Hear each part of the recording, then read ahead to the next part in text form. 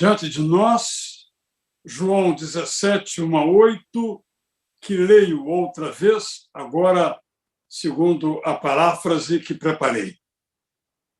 Antes que se separassem, Jesus levantou os olhos para o céu e orou pelos seus discípulos e pelos seguidores do futuro.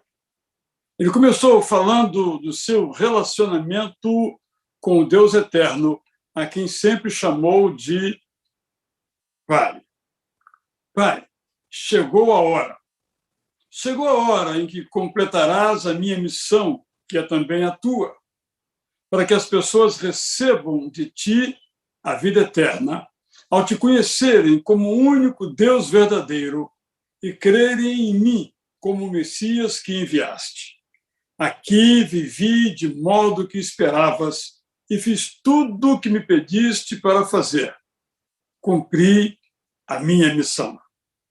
Ao orar, Jesus pediu ainda pelos que o seguiam de perto na missão. Então, Jesus prossegue na sua oração.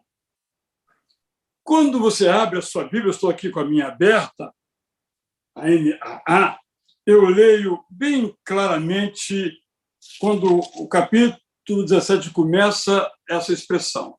Está aqui, a oração sacerdotal de Jesus.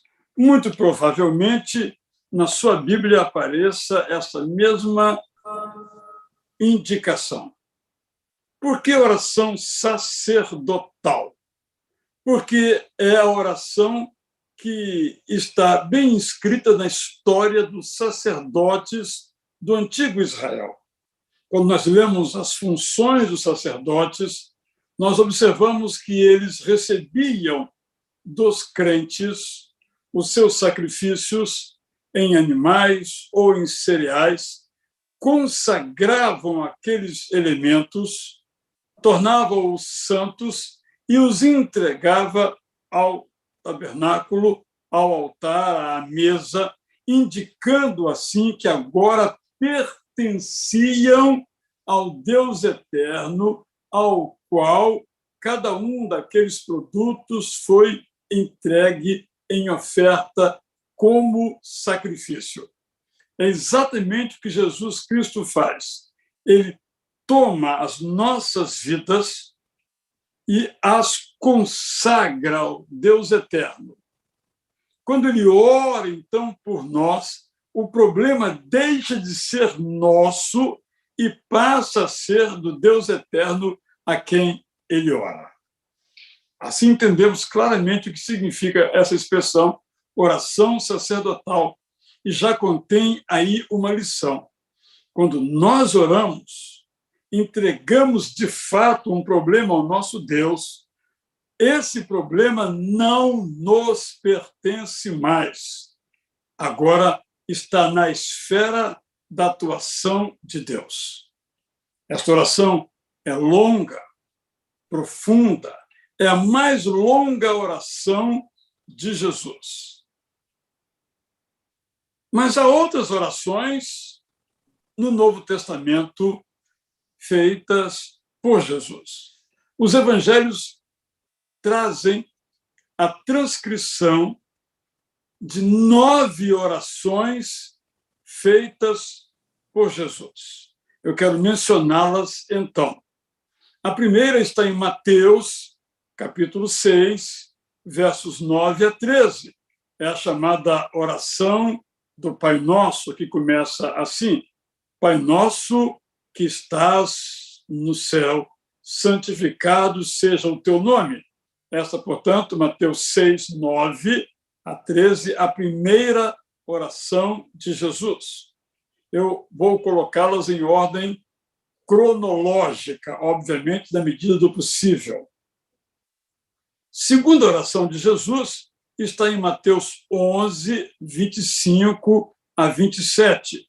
Mateus 11, 25 a 27, onde lemos: Graças te dou, ó Pai, Senhor do céu e da terra, porque escondeste essas coisas dos sábios e instruídos e as revelaste aos pequeninos.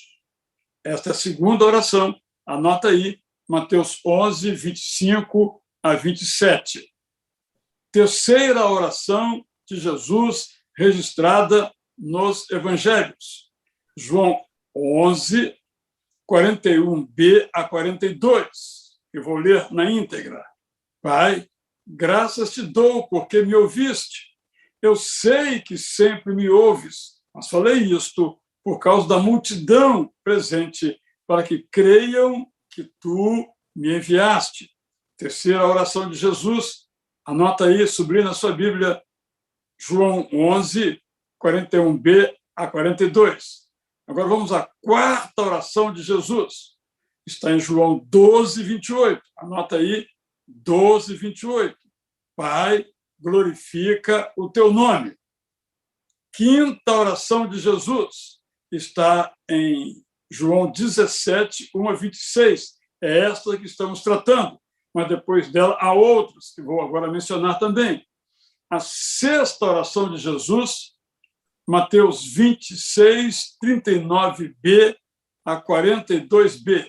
Meu Pai, se é possível, que passe de mim este cálice, contudo, não seja como eu quero, e sim como tu queres. Mateus 26, 39b, e essa oração se repete no verso 42b do mesmo capítulo 26 de Mateus. Sétima oração de Jesus, Lucas 23, 34. Pai, perdoa-lhes, porque não sabem o que fazem. Oração feita na cruz, bem como a oitava e a nona. Oitava oração, também na cruz, Mateus 27, 46. Perdão, a oração número 7, perdoa-lhes porque não sabem o que fazem, está nesse contexto logo no início. E agora temos, então, Mateus 27, 46. Deus meu, por que me desamparaste?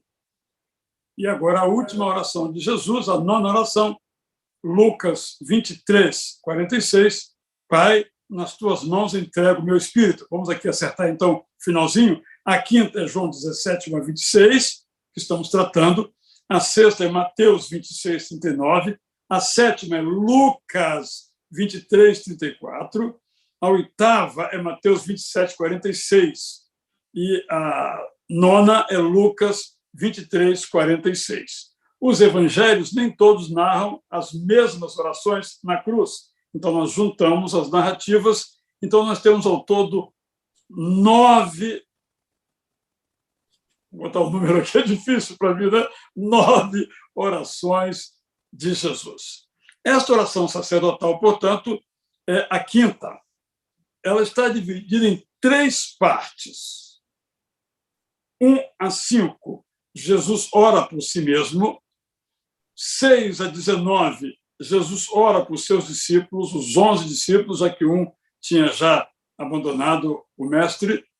E 20 a 26, ele ora pela igreja, que ainda iria surgir. Quando lemos esse texto, nós encontramos aqui algumas palavras. Eu quero explicar algumas dessas palavras. Uma delas, bem claramente, nós encontramos essa expressão glorifica. O que é isso, glorifica? É importante entendermos isso porque essas palavras têm sentidos muito diferentes para nós. Eu quero, então, tomar algumas dessas palavras. Glorifica, glorifiquei, quer dizer morrer. Glorificar é fazer a vontade de Deus. Glorificar é deixar exposto o plano de Deus. É muito interessante que a glória de Jesus é a sua cruz. Glorificar através da cruz é revelar coisas escondidas.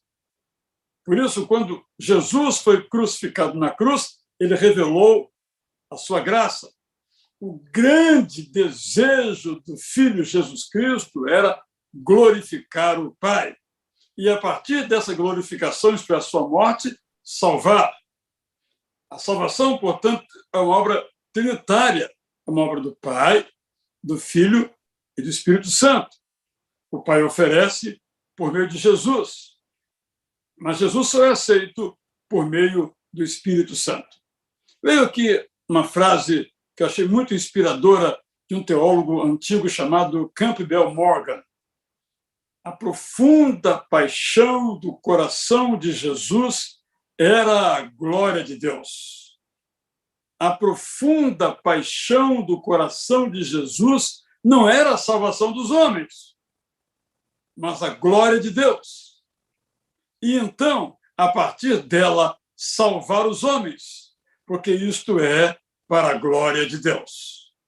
Então, espero ter ajudado a entender essa frase de Jesus quando ele ora, glorifica.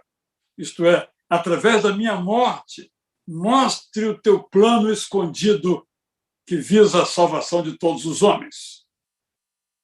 A segunda expressão que Jesus usa em sua oração é a palavra autoridade. Jesus é divino, é eterno.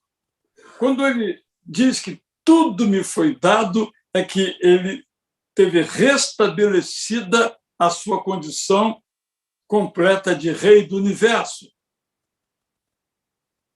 Portanto, entendemos que na kenosis, isto é, quando Jesus se esvazia da sua divindade, mantendo-a junto com a sua humanidade, há um momento, então, em que Jesus tem de volta toda a sua autoridade. É por isso que ele pode ascender aos céus. E podemos dizer, é por isso que ele pode ressuscitar, porque o ser humano não ressuscita. Mas Jesus ressuscita, porque a sua autoridade, seu poder divino, lhe foi essa autoridade restabelecida.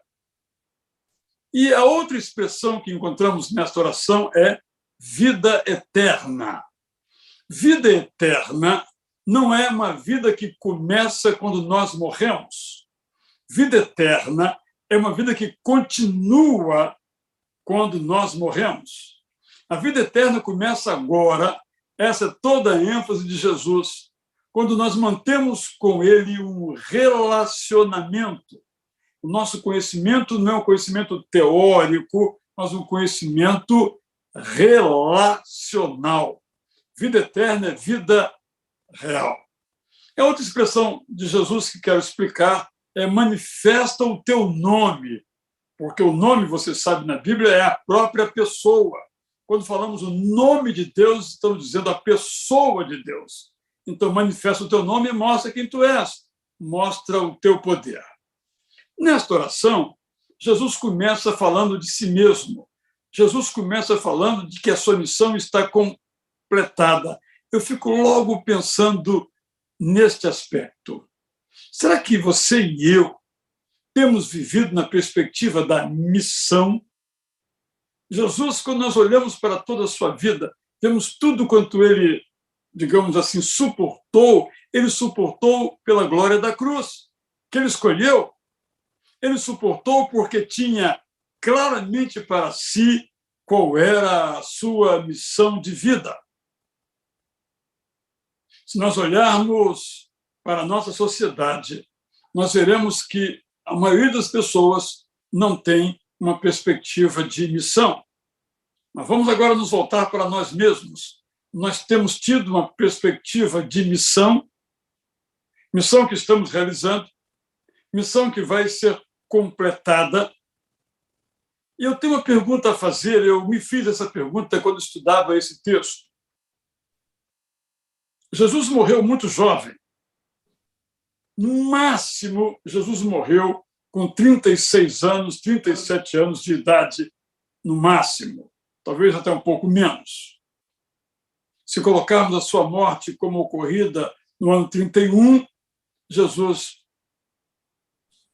morreu com 36. Depende onde nós colocamos aí a data da sua crucificação, da sua morte. Mas podemos dizer, sem sombra de dúvidas, para os padrões nossos, não daquela época, Jesus morreu jovem, morreu menino, com 30 e poucos anos de idade. Mas observem, este é um ponto importante. Deixa eu fazer um parêntese aqui. Quando eu escrevo o Bom Dia, Amigo, que mando a cada manhã para as pessoas, depois publico no livro Bom Dia Amigo, em papel ou digital, eu coloco um pensamento e, em seguida, o autor do pensamento e as datas. E eu fico impressionado como alguns viveram muitos anos. Mas o que mais me impressiona é que alguns morreram muito jovens. E, tendo morrido muito jovens, ainda assim deixam um grande legado. Como é que essa pessoa que morreu com 30 anos, por exemplo, pode deixar uma frase tão magistral como esta, só para ilustrar o que eu estou dizendo? Jesus se encaixa nesse perfil. Morreu muito jovem, mas quando morreu, já tinha realizado a sua missão. E a pergunta que eu me fiz, a pergunta que eu lhe faço é: se você morrer agora, já completou a sua missão? Essa é a pergunta, porque nenhum de nós sabe quando vai morrer. Nós não podemos viver na perspectiva que vamos realizar a nossa missão amanhã. Nós temos que realizar a nossa missão hoje. Nós temos que estar hoje na missão e continuar nela. Foi por isso que Jesus completou a sua missão, porque estava nela. Quem está na missão vai completá-la de um modo ou de outro. O importante é estar na missão. Você está na missão? Você está na missão? Você sabe qual é a sua missão? Está realizando a sua missão? Jesus nos mostra, nesta sua oração, que ele estava em missão. E os evangelhos nos relatam que ele completou a sua missão. Mas há outra expressão muito bonita aqui que nos permite fazer uma outra consideração. Mais de uma vez, Jesus fala assim: eu preservei, eu guardei aqueles que me deste. E aí há uma grande discussão sobre o tema da predestinação. Acham alguns que esse texto demonstra que Deus chama alguns para a salvação e a outros não chama. Eu li uma frase de um grande teólogo biblista chamado Frederick Bruce Meyer. E ele escreveu o seguinte no seu comentário ao Evangelho de João. Achei muito bonita essa frase. Na eternidade do passado, quando contemplava todas as coisas futuras como se fossem presentes e inspecionava as vastas multidões da família humana, Deus discerniu aqueles que seriam atraídos pela união indissolúvel com o seu Filho manifestado na carne. Ou, em outras palavras, Deus discerniu aqueles que seriam atraídos pela união indissolúvel com Jesus Cristo. E Maia, então, nos dá uma palavra que trago aqui porque eu creio nela. A eleição, isto é, a escolha para a salvação, não é exclusiva, mas inclusiva. O seu propósito não é apenas a salvação ou a perdição de alguns, mas a capacitação deles para se tornarem apóstolos a muitos. Aqui, portanto, a perspectiva da missão. Nós somos chamados para ser enviados como apóstolos, no sentido figurado da palavra, para levar esse evangelho a muitas pessoas. Como homens e mulheres de Deus, nós lidamos com algumas perguntas que as pessoas nos fazem. Jesus, nessa oração, nos enche de certezas. Mas algumas pessoas têm perguntas. Será que eu sou salvo? Eu penso que o Evangelho de João nos ajuda nesta resposta. Vamos colocar assim: as marcas da nossa salvação são as seguintes.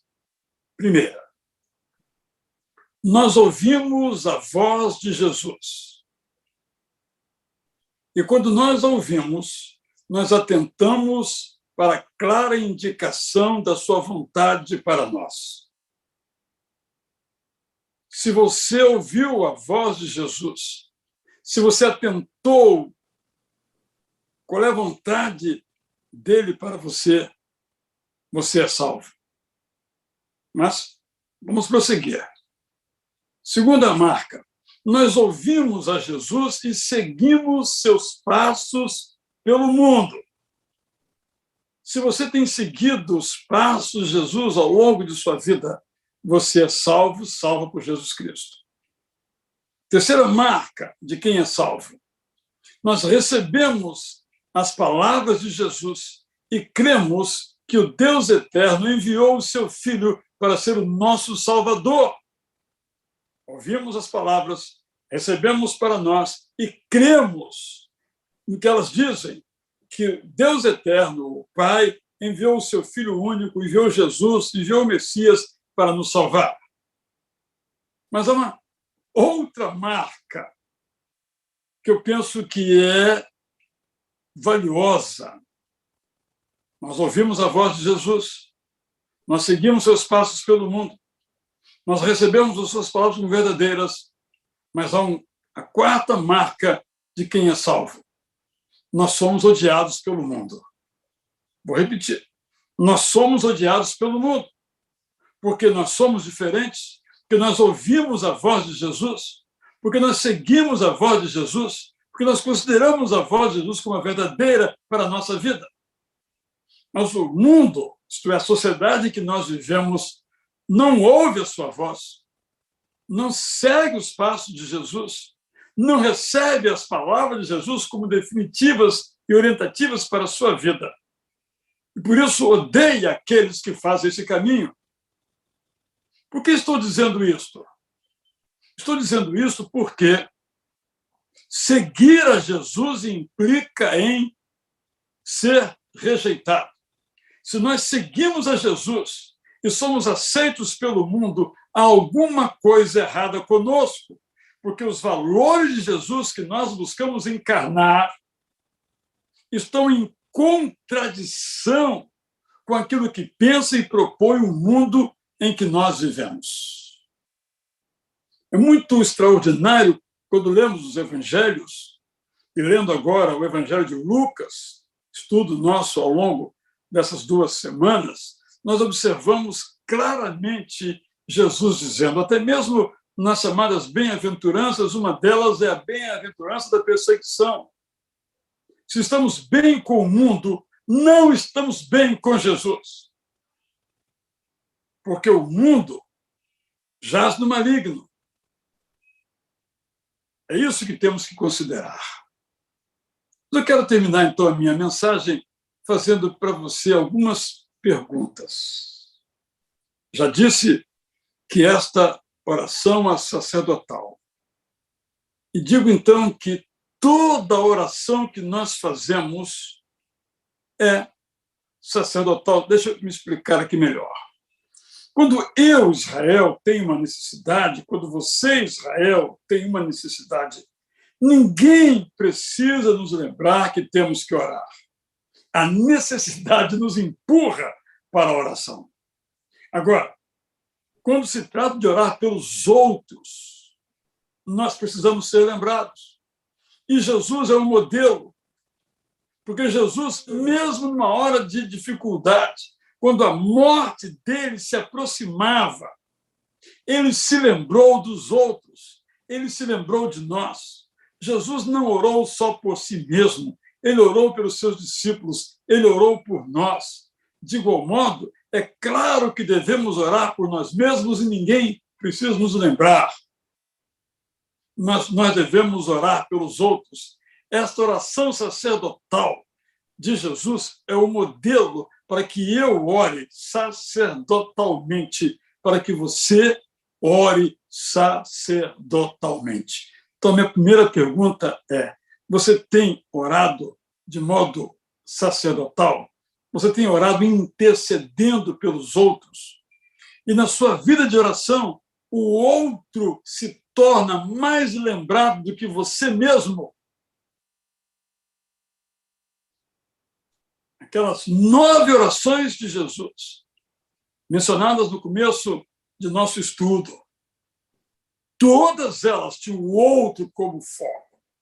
Porque é simples. Ninguém precisa me dizer quando estou carente para orar. Eu me ajoelho, eu levanto minhas mãos, eu oro. Mas por você eu oro? Esta é a pergunta. Segunda pergunta. Qual era a glória de Jesus? Era a cruz. E qual é a nossa glória? É a fama? É o poder? É o dinheiro? É o reconhecimento? Qual é a nossa glória? A de Jesus era a glória da cruz. Por isso que nós olhamos para a história, nós vemos pessoas que dedicaram suas vidas ao outro, seja como médicos, missionários, seja como pastores missionários, sejam como profissionais de qualquer área, que fizeram da sua profissão. De volta. Sim, senhor. Peço desculpas aí, mas houve uma dificuldade, infelizmente você estava aí. Eu estava dizendo. Então, basicamente, para encerrar aqui a nossa meditação, é o seguinte: qual era a glória de Jesus?